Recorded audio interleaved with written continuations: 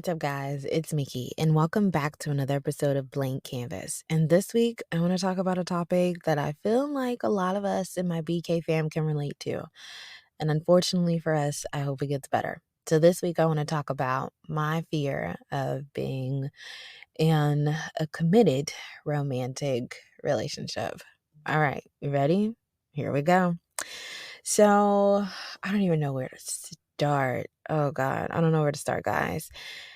I'll say that you can listen to Blank Canvas and know that I have dealt with trauma and different things, and just like anybody has. I'm not trying to act like I'm the only person in the world who's experienced hardship and trauma.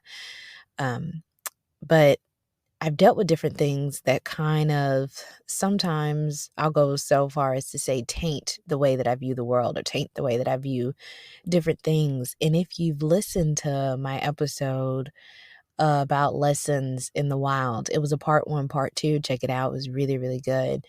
But if you listen to that episode, you heard me kind of touch on I had lost the desire to get married. And that wasn't an issue that I thought I would have. Struggling with the idea of motherhood, sure. Struggling with the idea of being in a committed, loving marriage, that was definitely something that I did not know that I would have. I didn't expect to struggle with that because it was a given for me. And then I went through different things and I had different experiences. And honestly, y'all, like I got a little bit of trauma from that, a little PTSD from that of like, is this really worth the risk? Right? I talked about kind of not recognizing or seeing the beauty and what God intended it to be. And it's so crazy as he started to spark that back up in me. I have been seeing things recently and hearing things recently that show that when you are with the right one, it is worth it. When you pick the right partner, it is worth it. Is it perfect? Absolutely not. But is it worth it? Yes. To see people be loved properly, whether romantically, by family, by friends. When we are loved properly, I will stick to that and stand on that. When we are loved properly, we just function better as human beings. That's why love is one of the things that will remain when all of this is said and done. Love is so important to God, not only in the way that he loves us, but the way he wants us to love ourselves, in the way that he wants us to love each other. Love is it's so many things. It's hard to put into words. Love can be healing. Love can be kindness. I've heard it put this way that God's timing is his kindness, right? Because, okay, if you are in your 20s, well, let's back this up. If you are a female, relationships are pushed down your throat young and or it's kind of ingrained, whether it's from family or if it's just literally by the way we have to experience society. We're kind of taught indirectly how to be domesticated, how to serve a man, how to blah blah blah blah blah. You should be looking for this. Is this your little boyfriend? Like all of that. Then you get to a stage where you have friends. Every single friend of the opposite sex, you must either, like, somebody's going to ask you, are you dating them? When you get to the age of sex, they're going to ask, are you having sex with them? Like, it's everything has to have a label. Everything must be this or that. And it's kind of pushed down your throat. Like, even if you're trying to avoid it, like, no, not going in that direction. It's really like, why? Well, what's wrong? Or, sure, but I know what it really is. And it's like, you guys have no idea because you're not in it kind of thing. And I don't blame human beings because, well, I'll say I don't judge human beings because I myself have made assumptions about different things in other people's life. And what it boils down to, it's simply just an assumption. I don't know for a fact because I'm not in it with those people. So I can't label it. I can't call it. I can make an assumption all day, every day. I can have my theories. I can connect the dots and I could still miss a dot or miscalculate something and get the whole equation wrong, get the whole picture wrong, right? Like I'm still not fully immersed in it. So it's really going to be an assumption kind of thing. And I say that because between the way dating is in today's society, the way people function, I think men and women are scared on both sides. Like, the men are terrified, the women are terrified, everybody has trust issues, and we're almost at a halt. And remember how I talked about submission and submitting to the right partner and how it should go both ways and finding the right person to lead the family and lead you in different things. And I remember discussing how the enemy likes division, or the enemy likes us to not work together, to not be submissive. Because if we aren't working in unity the way God created it to be, there is so much that we miss. I heard this couple, I don't have the video pulled up. I would love to give them credit. I heard this couple basically say that marriages that kind of paints the picture of what God intended it to be. And I'm like, wow, like, it's out there. Like, it's really real. I got to a point where I stopped believing like it's real. I got like, okay, this is for the TVs, or I hate to say it, this is for other races, or, and this is bad to say, but I've had these thoughts. Am I going to have to date outside of my race in order to obtain certain things? And when I say obtain, I don't mean money, I don't mean materialistic things, but to be treated right, to see a family unit stay together, to see a husband really value his wife. Am I going to have to date outside of my race for that? To see a man that wants to be committed to you and only you. Am I going to have to date outside of my race to see that? To be able to build with somebody and them be sure about you, or to not have to wait until mid 40s and 50s to get that kind of like level of life and love. Am I gonna have to date outside of my race to see that? Now, I'm not sitting up here being in denial and saying that all the other races got it right and that it's so perfect. No, because there's ending divorce too. Divorce is high across all races. However, it is different, unfortunately, more often than not for Black people. Like, you see us separated more than together. And there are so many reasons that apply to that. And I know that some of the reasons are on purpose because they know what it's like when we work together. They know what it'll be like if we, and when I say work together, I don't just mean in marriage. I don't just mean in romantic relationships. When we work with each other, period. I mean, even in family, we aren't known for really having, well, I don't want to say we. I can say that I haven't seen a lot of times Black families have like the multi-generational homes, like other cultures and stuff do. We're kind of like, get out, like, you were a burden younger. And I'm not saying this applies to everybody. I'm not even saying this applies to me. I'm just saying different things and stuff that I've seen and heard from a multitude of people. Like, okay, you were a burden as my child.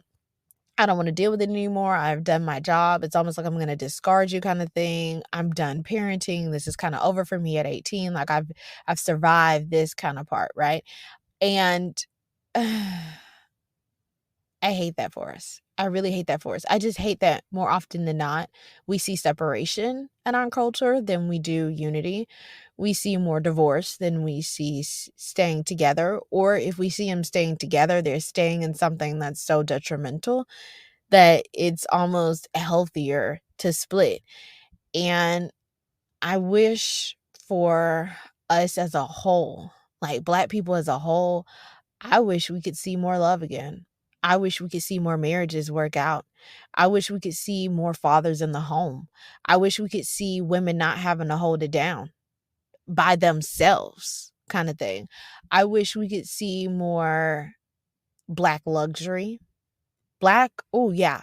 I absolutely positively want more Black luxury for all Black people, whether you listen to me anywhere in the world. And I'm not discriminating against any of my other BK fam members, but for Black people, whether you are in America or you're somewhere else, I wish Black luxury on all of us to be able to not always, like, I feel like poverty is the norm for us, where I want us to experience luxury. And I know that luxury is more than materialistic things, but I want us to not always have to deal with struggle of, not always have to deal with living paycheck to paycheck, even though I know that's the average person, an American right now.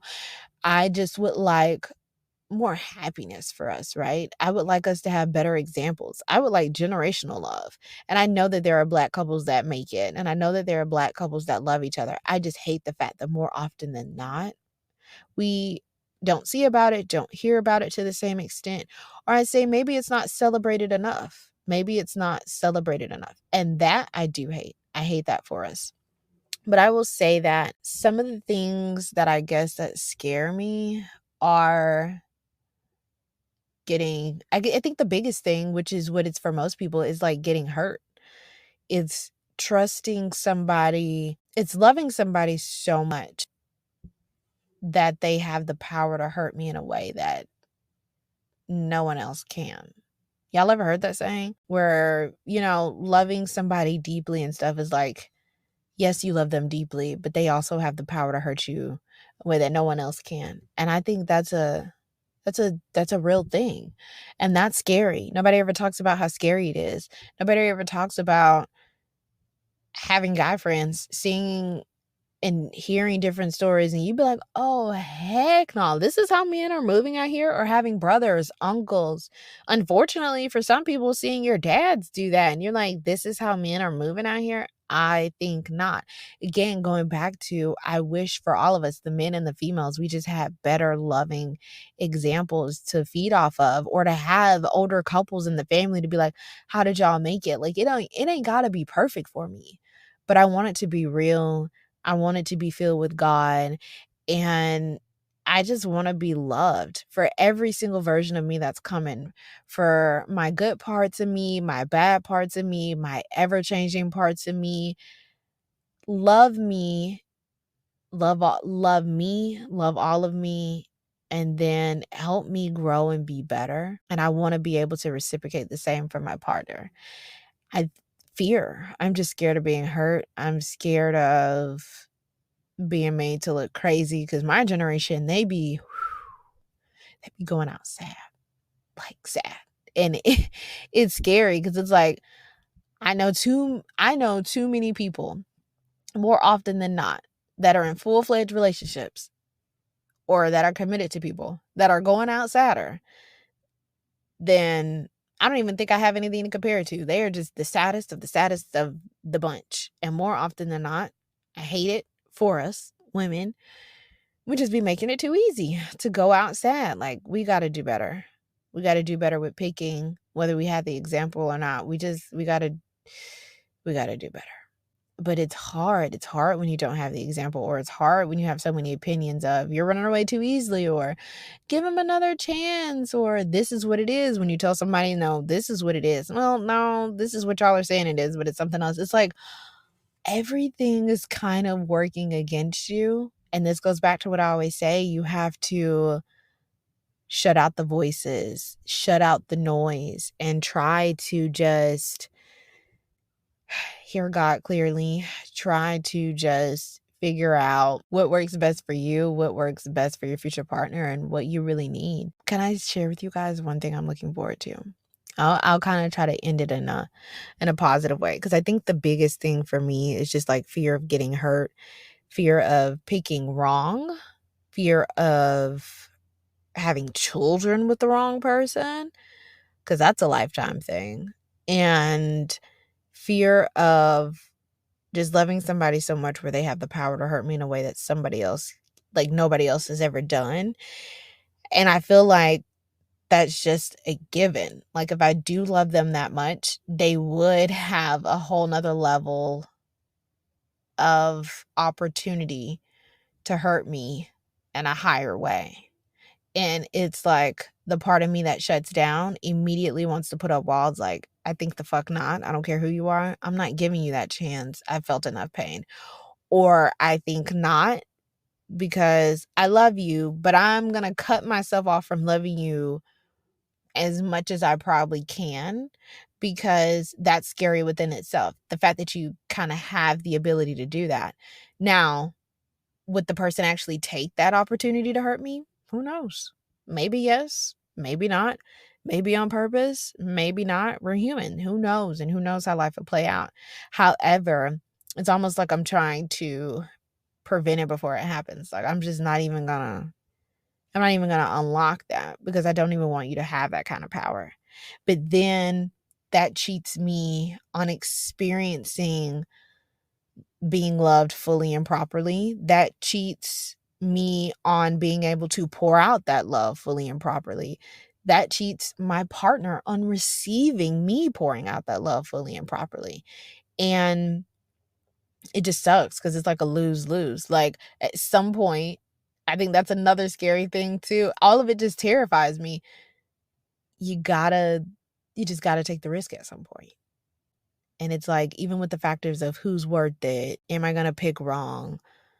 What if it doesn't last? Kind of thing. Like all these thoughts at the beginning, in the middle, the end of the day, regardless, the risk is always there. And one day you just gotta take the leap.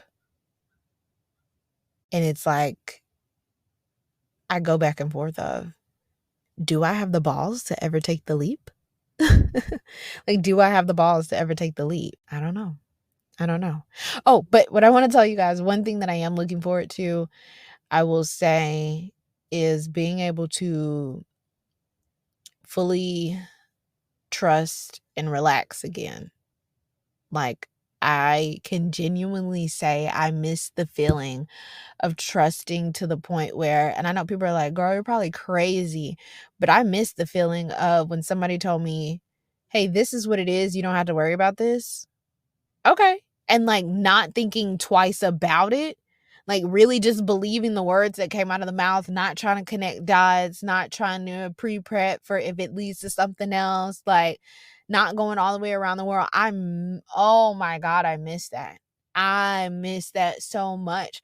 I hate the feeling of feeling like somebody's lying because of past experiences. Or I hate the feeling of, because I know what other people have been through and they heard the same thing. And because more often than not, majority of the men around here doing it, you got to be doing it too. I hate projecting that out there on people who don't deserve it. Like, I hate that. I just miss I was too naive. I'll say that. In some areas, even with hearing the stories, knowing and having a bunch of male friends, even me, I had moments where I was still too naive, and it took life having to show me, like, wake up. You know what I'm saying? Wake up, girl. Like, wake up. And it was like, oh, okay. But it woke me up and it scared me and it locked me up in a sense. I'm sitting here having this revelation right here, real time. Like, it low key locked me. It woke me up, but it locked me up in certain areas. Am I locked up 100%? Nah. But am I locked up in a sense where it's a different level of fear than I had before? Yeah. And I think I just miss trusting people to say that, no, you're not the same level. Like, it really is different. Or not having to give, how should I put it? Not having to go in depth with so many details. Like, when you say you're going here and it's really just that, okay. Bye. Like, I miss just being in, bye. Talk to you later. Hope you have fun. Can't wait to hear how fun it was. Like, and literally it just being that. I miss that. I can't wait to feel safe and secure again. Where my man is like, okay, I'm going to meet up with so and so. Bye. See you later. Can't wait to hear how good it was. Or let me tell you about so and so and so. And you're not having the thoughts of, what did you say? Why do they feel this comfortable to tell you? Or that's an interesting response. What was yours? Like, I miss the days when I didn't give a like, I miss the days just when I didn't care. Or I'm not gonna say I didn't. Yeah, it was like a didn't care in a sense. It was just like it is what it is. Like, I really trust that what you say it is, okay. I really trust that when you say I'm this level of importance to you, okay. I really trust that when you say it's not the same level, okay. I miss that. I do. I miss that. I hate the feeling of questioning everything. I hate the feeling at looking sideways of like, this is temporary, or they're only saying that because it sounds good. I hate it. And I hate my friends for some of the stories that they've shared because now it kind of has me questioning, like, oh my God, this is what's out here. Oh my God. And when I say I hate my friends, I don't really hate my friends. It was a joke. It was a joke. But yeah, I think that's something I'm most looking forward to. It's a different level of safeness. Like, you can have safety, but then it's a whole nother level of safetiness of really trusting your partner that what they say it is with someone else, it really is. What they say they're gonna do, they're really gonna go do. And if they are put in a situation, you trust that they won't act on it. I miss that level of safety. I miss the level of safety of knowing, and again, I was so young that I just think I was naive as hell. But I miss, how should I put it? I just really miss the idea of when people would be like, you're worth it enough that no matter what happens or comes up, I don't want to hurt you that way. I don't want to hurt you that way. Like, the temporary moment isn't worth risking everything. That's what I miss. Really trusting and believe that that exists out there. Like, I wouldn't ruin a lifetime for a temporary moment. And I'm not just talking about cheating, right? I'm talking about in any form, whether you're building, whether you're in a fully committed relationship, whether you're married, like, you know what I'm saying? Like, it's levels to everything, but just that people would be like, you're really this special to me. You're really worth it. And there's nothing to worry about. There's nothing to worry about. So you can live life. I can live life.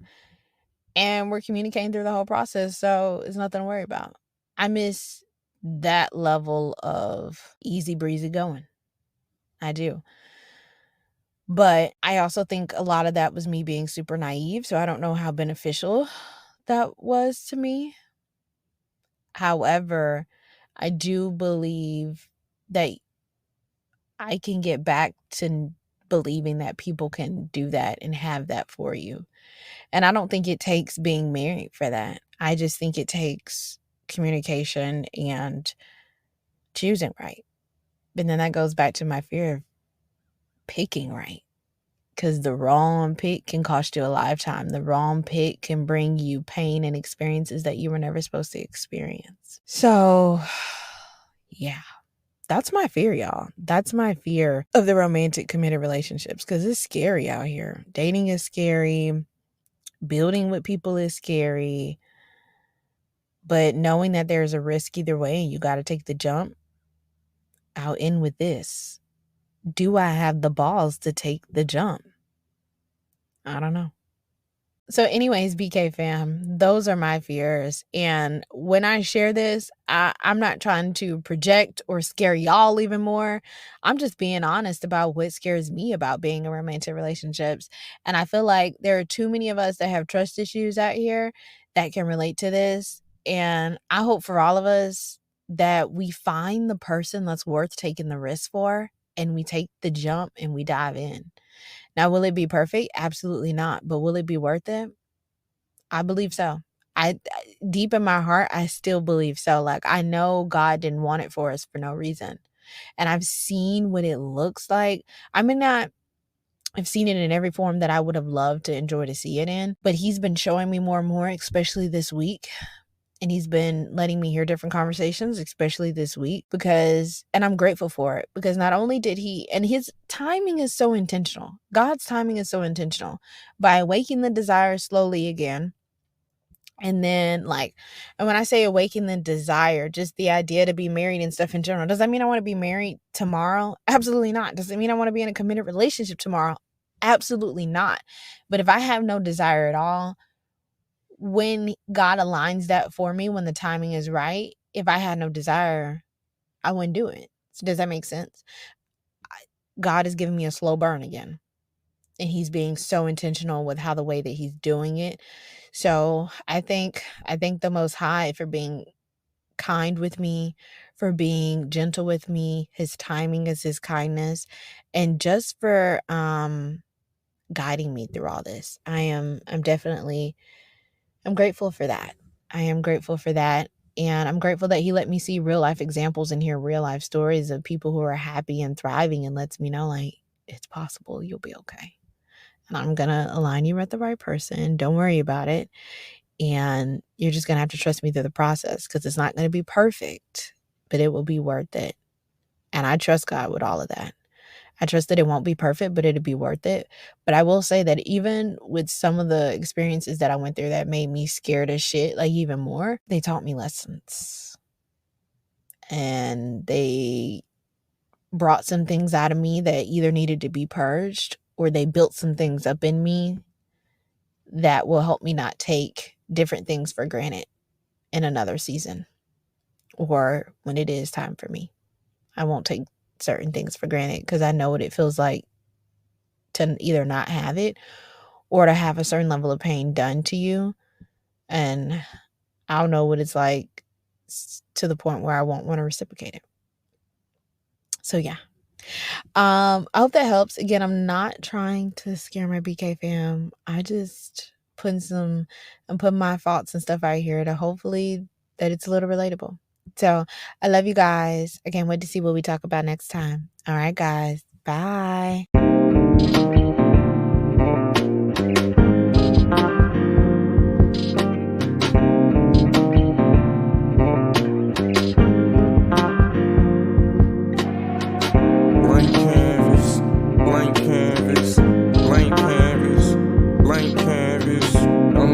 Topic, yeah, but we gon' talk about something on the mental, on the mind, ran heavy. Society with the levies, kinda deadly.